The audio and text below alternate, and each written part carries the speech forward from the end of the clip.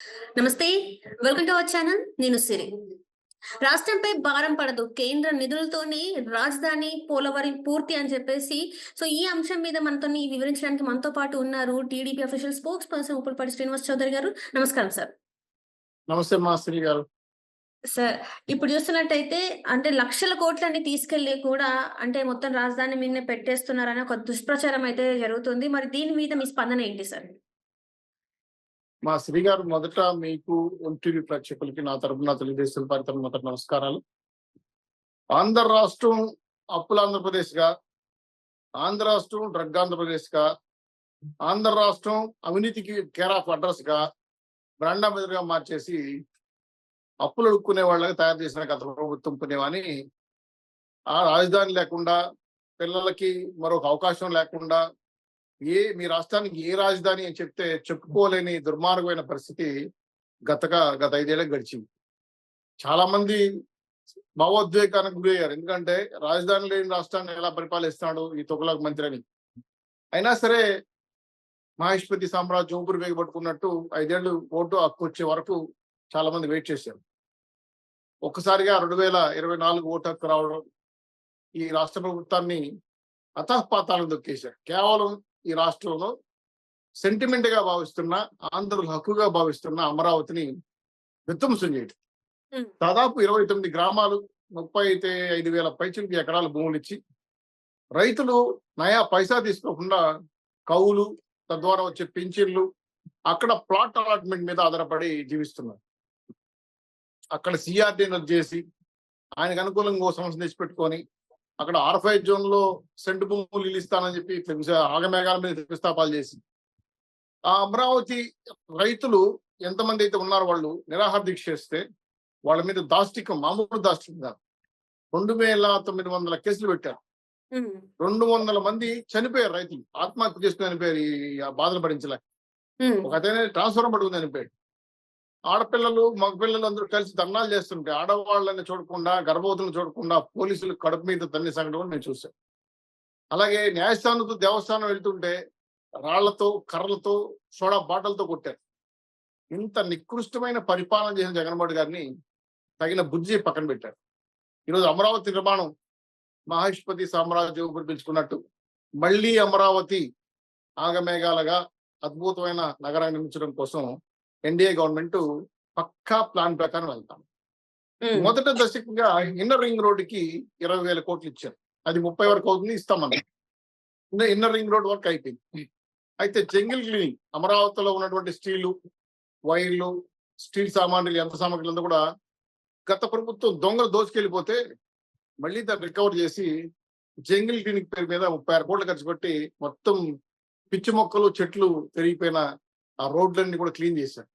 అలాగే IAS office quarters కానీ, మంత్రివర్గం క్వార్టర్స్ కానీ, స్టాఫ్ క్వార్టర్స్ కానీ, ఉద్యోగస్తుల క్వార్టర్స్ కానీ, అలాగే రాబోయే రోజుల్లో సెక్రటరియట్ కానీ, అసెంబ్లీ కానీ, శాసనసభలు కానీ ఆధునీకరణ చేయడంతో పాటు ఆగమేఘాల మీద వర్క్ డిసెంబర్ 1 నుంచి 60,000 కోట్లతో మరో అద్భుతమైన నగరాన్ని, భారతదేశం గర్వించే నగరాన్ని ఎన్డీఏ గవర్నమెంట్ ప్రచారిస్తా ఉంది.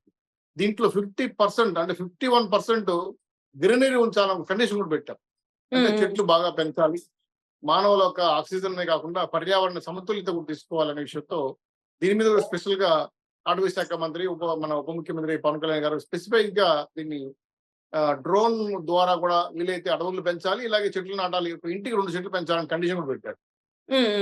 టోటల్ గా 15,000 కోట్ల రూపాయలు ఫస్ట్ లో గ్రాంట్ చేశారు అమరావతి నిర్మాణానికి. దాన్ని బ్లూ మీడియా, పేటిఎం బ్యాచ్ ఇది అప్పు మనకెందుకు ఇస్తున్నారు అని రకరకాల మాట్లాడినా ఈరోజు పీయూష్ గోయల్ గారు ఆర్థిక శాఖ సెక్రటరీ చాలా క్లియర్ గా చెప్పారు, ఇది కేంద్ర ప్రభుత్వం అమరావతికి ఇస్తున్న నిధులు, అది మేము అప్పదించుకుంటాం, మేము కట్టుకుంటాం, మా ఇష్టం. కానీ రాష్ట్రానికి ఇచ్చేది మాత్రం గ్రాంట్స్ అని చెప్పడం, దీంతో పాటు మళ్ళీ 60,000 కోట్లు ఇస్తామని చెప్పడం, ఇన్నర్ రింగ్ రోడ్కు ఒక 20,000 కోట్లు ఇస్తామని చెప్పడం, నాకు తెలిసిన రమారమ్యగా తెలిసి కొంత తెలియకుండా 1,60,000 కోట్ల రూపాయలు అమరావతి నిర్మాణానికి కేంద్ర ప్రభుత్వం సహకరిస్తా ఉంది, ప్రత్యక్షంగా పరోక్షంగా.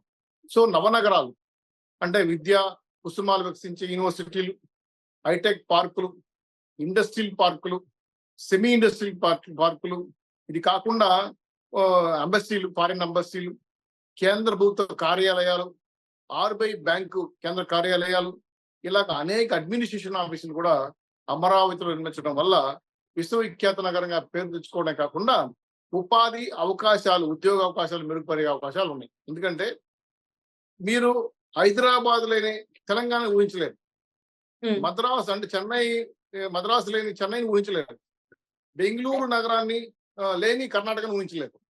అటువంటి రాష్ట్రాల్లో సింహభాగం రాజధాని నుంచి ఆ రాష్ట్రానికి ఆర్థిక వనరులు వస్తాయి.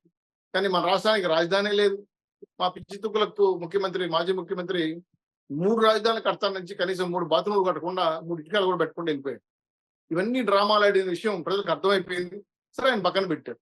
అయితే మా ముందున్న కర్తవ్యం 164 సీట్లు, 150 సీట్లకి ఆయన ఎగిరి గంతులేసి నా ఇంటికి కూడా పేకలేడని విర్రవీగిపోయిన జగన్మోహన్ రెడ్డి గారిని చూసి, ఈ ఎన్డీఏ గవర్నమెంట్ మాకు అధికారాన్ని ఇచ్చింది సేవ చేయడానికి, అధికారం చలాయించడానికి కాదు. కాబట్టి అధికారం చలాయించకుండా ప్రజల కోసం మనం పడాలి, వాళ్ళ కోసం కష్టపడాలి. అదేవిధంగా ఏదైతే హామీలు ఇచ్చామో నవనగరాలు నిర్మించాలనే ఉద్దేశంతో ఆంధ్రుల భావోద్వేగానికి గురైన అమరావతిని పూర్వవైపు తీసుకురా ఉద్దేశంతో అమరావతి నగరం నిర్మించబోతున్నాం. ఇది భారతదేశంలో నెంబర్ 1 రాజధాని కూడా, అద్భుతమైన రాజధాని తీర్చిదిద్దుతున్నాం. దీంట్లో కొంతమంది విదేశీ కన్సల్టెంట్స్ కూడా హెల్ప్ చేస్తున్నారు. ఇది కాకుండా under ground cables, drainage, inner ring road తో పాటు సబ్వేస్, అలాగే ఓవర్ బ్రిడ్జెస్, అలాగే కేబుల్ బ్రిడ్జెస్, కృష్ణా నది పైన కూడా 2వ వంతెన కట్టాలనే ఉద్దేశంతో పెద్ద ఎత్తున ఉండవల్లి, మంగళగిరి ప్రాంతంలో భూములన్నీ ఇచ్చిన రైతులందరికీ కూడా పూర్వవైపు తెస్తూ ఆర్థిక వెసులుబాట్లు ఇస్తూ వాళ్ళకి మరొక 5 ఏళ్లు పింఛన్లు పెంచుతూ మరొక 5 ఏళ్లు గ్రాంట్స్ పెంచుతూ కూడా తీర్మానం చేసిన సంఘటన సిఆర్డి చూశారు. టోటల్ గా అమరావతి నిర్మాణం అనేది ఇంతకు ముందు గ్రాఫిక్స్ అని అబద్ధాలు చెప్పిన వాళ్ళకందరూ కూడా లాగి చంపకాయ కొట్టే విధంగా 4 ఏళ్లలో అమరావతి పూర్తి చేసి చూపిస్తామని సవాల్ ఇస్తున్నాను. ఆ రోజు వచ్చి మాట్లాడమని చెప్పండి, ఏం మాట చూద్దామని చెప్పి మీ ద్వారా విజ్ఞప్తి చేసేదే కాకుండా అమరావతికి ఎవరైనా సూచన చేయొచ్చు, ఎంత పెంచి సమస్యలే చెప్పొచ్చు, అమరావతి అద్భుత నగర నిర్మాణానికి కావాల్సిన సహాయ సహకారాలు ఇవ్వచ్చు అనే విషయం కూడా ఓపెన్ డొమైన్ లో సీఎం గారు చెప్పడం కూడా మంచి సంప్రదాయం. ఎందుకంటే ఇటువంటి కార్యక్రమాలు చేయడం వల్ల ప్రజల యొక్క అభిప్రాయాన్ని గౌరవించడం అవుతాం. కాబట్టి ఏదైతే మున్సిపల్ మినిస్టర్ నారాయణ గారు, డిప్యూటీ సీఎం గారు కూర్చొని అమరావతి నిర్మాణానికి వేసిన పునాది, ఆ రోజు మోడీ గారి సహకారంతో రాష్ట్రం మిగతా భారతదేశానికి కట్టుబడి ఉన్నాం. అమరావతి నిర్మాణం అనేది నభూతే నా భవిష్యత్తుగా నగర నిర్మాణం జరుగుతా ఉంది. దీనికి ప్రజల యొక్క ఆకాంక్షలు కళలు నెరవేర్చే విధంగా ఎన్డీఏ గవర్నమెంట్ కృషి చేస్తా ఉంది. అందరి ఆశీర్వాదాలు ఉండాలని, నిర్మాణం తొందరగా పూర్తి కావాలని మీ ద్వారా కోరుకుంటున్నాను. Thank you. అంటే ఇప్పుడు చూస్తున్నట్టయితే ఒక విష ప్రచారం అయితే కొనసాగుతుంది సార్. ఎందుకంటే అది చాలా మంది పెట్టుబడులు పెడుతుంటే పెట్టడానికి అడ్డుకట్టలు చాలా వరకు వేస్తున్నారు. ఇక్కడ మీకు వెసులుబాట్లు చాలా తక్కువ ఉంటాయి. పర్యావరణంగా కూడా చాలా మంచిగా లేదు ఇక్కడ వాతావరణం అని కూడా కొన్ని మెయిల్స్ ద్వారా అయితే ఆ సంస్థలకి డైరెక్ట్ గా పెడుతున్నారు. మరి దీన్ని ఏమంటారు? ఆంధ్రుల బ్రాండ్ అంబాసిడర్ ని దెబ్బతీయడం కోసం ఆంధ్రప్రదేశ్ మీద విష ప్రచారం చేస్తున్న పేటీఎం కుక్కలని కూడా తొందరలో రాష్ట్ర వ్యాప్తంగా ఎవరైతే బిహేవ్ చేస్తున్నారో ఆ మెయిల్స్ ట్రాక్ చేసి అరెస్ట్ చేస్తాం.